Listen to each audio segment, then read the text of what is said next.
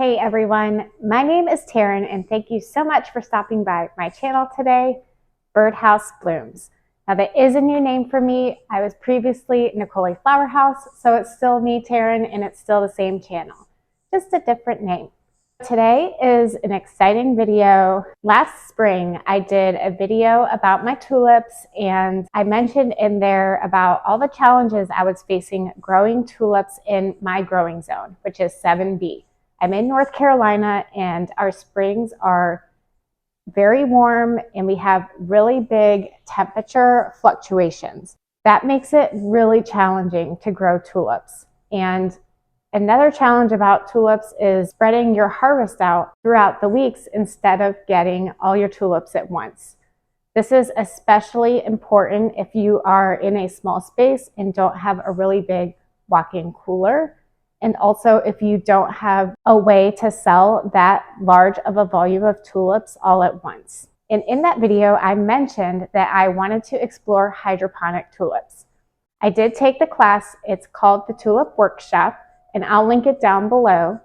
But I took it and then I kind of thought, well, I'm moving to an apartment temporarily, so I'm not going to be able to try this out this year, but maybe next year I'll do it. And about a week ago, I went to Little Farmhouse Flowers on their wholesale shopping website, and I saw that they still had some tulips available to purchase. Basically, they're overstock, and they were able to ship those tulips immediately. I decided to buy one crate of tulips to try hydroponically here at the apartment to see if I could get them to bloom in time for Valentine's Day. I still want to try the experiment and see if I can grow them hydroponically with the system that I have set up here. Now, the reason I'm not going through very specific details of how I'm doing this is because the Tulip Workshop is a paid class. So I'm not going to give their information out on this channel, but I will just show you in general what I'm doing.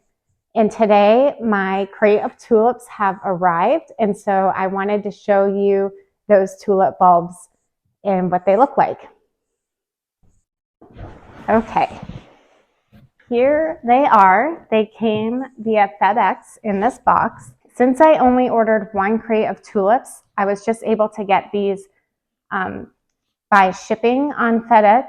If you order more than a certain amount, they'll send them to you by freight. But I only got one crate, and on their wholesale site, you can get tulips in quantities of 500. So I got just one variety and one crate to try this experiment on. And let me open these up.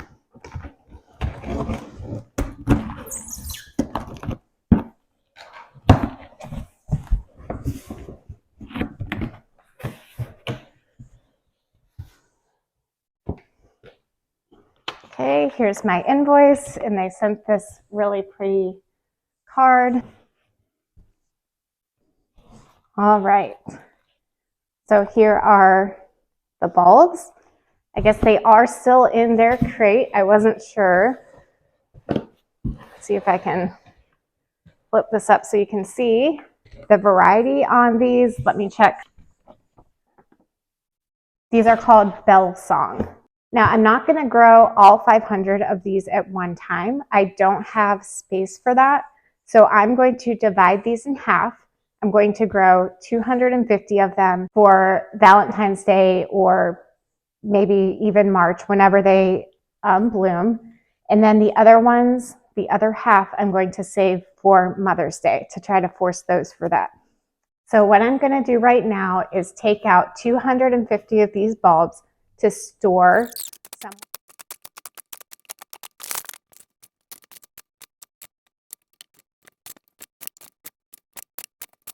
I mentioned that I could only buy one crate of tulips, so they had to all be the same variety. Bellsong happens to be a pink tulip that is white and fringed on the tips. So I feel like that could work for either Valentine's Day or Mother's Day. So I think this color choice was a good option since I can only get one variety. Okay, so now I'm down in the garage and you can see it's very basic down here. I just wanted to show you a little bit about the trays I'm using.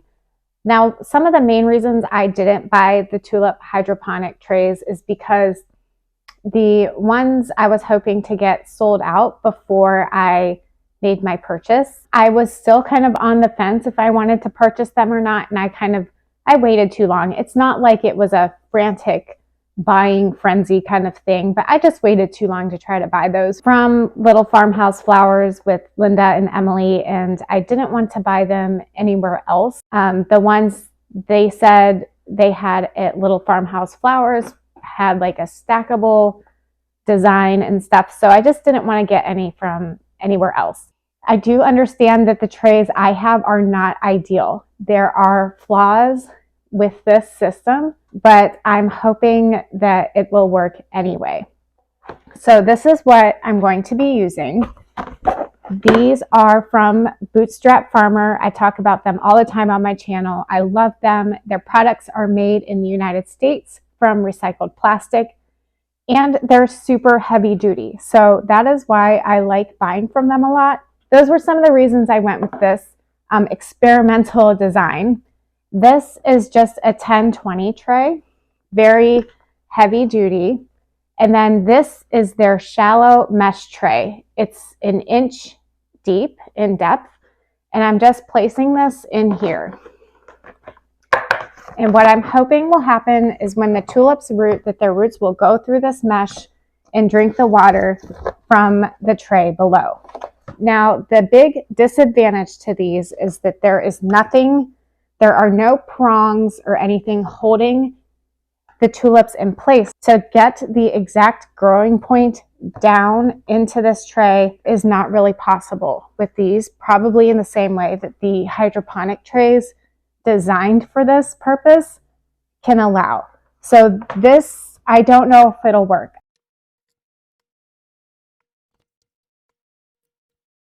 Now I am looking for the exact growth point on the tulips and doing my best to have that down on the bottom. I'm going to do this row of 10 first so I know kind of where to line up each one and make sure they all fit.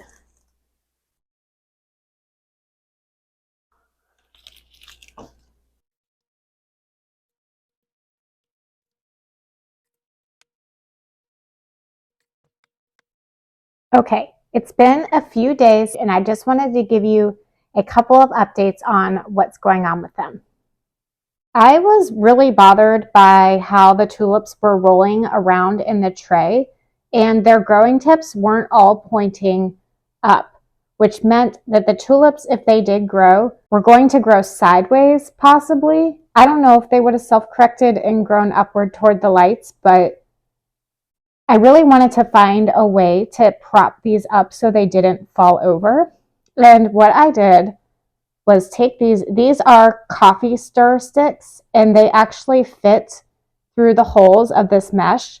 And I've just propped, these are not going through the tulips, they're just propping them up in the direction that I want them to go so they don't fall over and that all the growth points are facing down and all the tips are pointing up.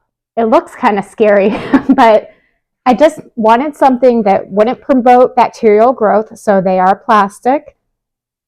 They're flexible enough, but they are also sturdy enough to hold the tulips. Also very exciting, here's a tulip right here with the growth tip on it, and these are waking up and growing roots. I'm so happy that this is happening.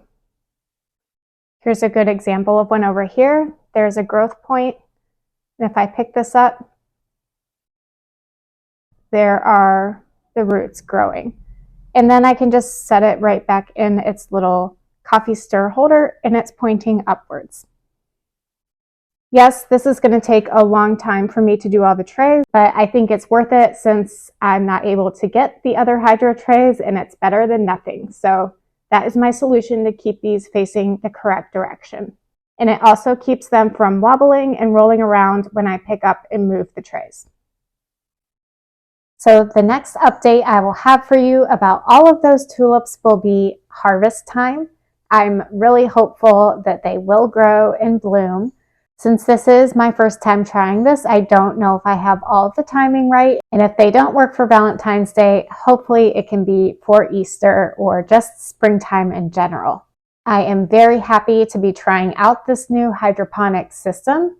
It's really hard to grow tulips in my growing zone, and the past 2 springs I've been totally burned out by the process of growing tulips, but I really don't want to give up on them. They give me a chance to have flowers very early in the season, and if I can crack this code and have fresh flowers available for Valentine's Day, that would just be a great way for me to share locally grown flowers on a very big floral holiday. And it will just show people that there is an alternative to imported roses.